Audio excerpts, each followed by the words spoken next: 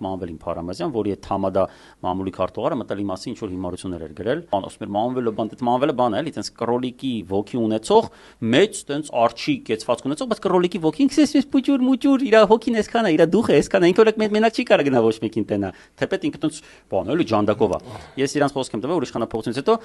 Թամադային դեպ Թամադա ջան, դու հիմա կարծում եմ սակա տեսնես, խոսք եմ տվել, որ կգա Թամադա ջան։ Թամադա է դա։ Աչելավ լուրջ։ Արալուշ ռեստորանում Թամադայություն անում, համի մամուլի քարտուղարն է, ասա։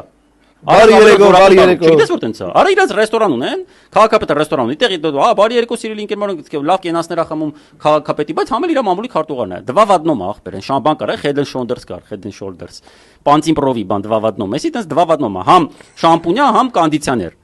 Ու սա ուրեմն մտել ինչ որ բաներ էր ասել, ես իրանց խոսք է տվել, որ երբ որ իշխանապողություն ես գալու եմ, ինքը տեսնի իր այդ արջի կեցված մարմին ունեցող այդ բանը, ոնց է պույ մկնիկի մոտ գալու է ինձ ասել, պարոն Սաղաթելյան, ջան, ոնց է կարոտ